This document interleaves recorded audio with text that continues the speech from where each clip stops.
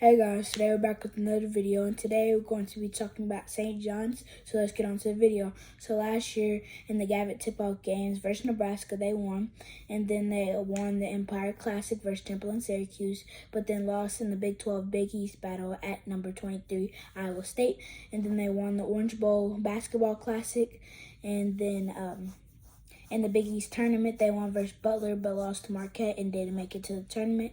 And then for their key losses, they didn't really have any key losses player-wise, but for the returners, they got Joel Soriano, and he's doing really good this year. He's averaging 16.2 points and 10.3 rebounds, and that's like their only one, so most of the people that came in were new. So they had Jordan Dingle. He was the second leading scorer last year, and he averaged 23.4 points, 3.6 rebounds, and 2.3 assists a game. And then R.J. Lewis, he played at UMass, and for this year, he's averaging 14 points, 4 rebounds, and 3 steals. So that's a good defensive player, which they needed because they were close to last in the defensive categories for last year.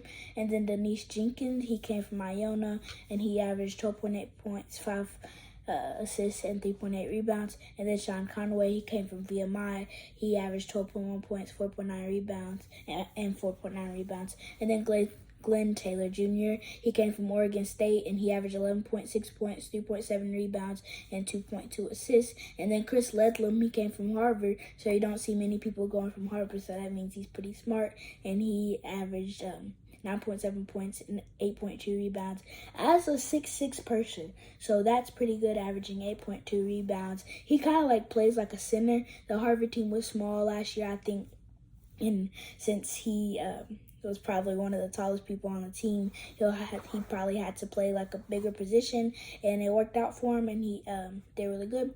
And then Cruz Davis, he came from Iona, and he averaged 6.5 points a game. And then Naheem Aline, he came from UConn and Virginia Tech. He averaged 5.7. Well, he's averaging 5.7 points this year, so that's pretty good for him. And then Zuby Ejiofor, I don't know how to pronounce it, but he averaged 5 points, 4 rebounds, 1.2 blocks, and only 10 minutes, so that's pretty good for him. He's pretty efficient in his time and earns his minutes. And then Simeon Wilcher, he's a 6'4", 4-star point guard from New Jersey, so that's pretty local. And then Brady Dunlap is the last freshman. He's a 6'7", 3-star small forward from California. So yeah, that's about it for the players. And then for this year's schedule, they won versus Stony Brook. They lost versus Michigan in the Gavitt Tip-Off games. And I thought St. John's was better than that, but Michigan is still like an okay squad, but they don't have their coach, and it's just Michigan. So they haven't been as good these past couple years. And then in the Shriners Children's Charleston Classic, they won versus North Texas, but they lost versus Dayton. But they made up for it and won versus Utah. And then in their last game, they won versus Holy Cross. And then the next game at West Virginia on December 1st in the Big 12 Big East battle. And then after that, on December 6th, they play Sacred Heart. And then in the NABC Brooklyn Showcase, they played Boston College on December 10th, obviously in Brooklyn. And then on December 16th, they play versus Fordham. And in between that, they have some games versus Xavier and UConn. So those are Big 12 games. And then on December 30th, to end out their non-con schedule, they play versus Hofstra. And then last year, stat-wise, they were 50th in points with 77.3, 6th in rebounding with 40.1, tied for 42 in assists, which is pretty good with 15.2, and then 317 in opponent scoring, like I said earlier, with 75.2 points allowed a game. So that's not good, and they'll definitely have to step up on that. And then they got one player, he averaged 3 steals, so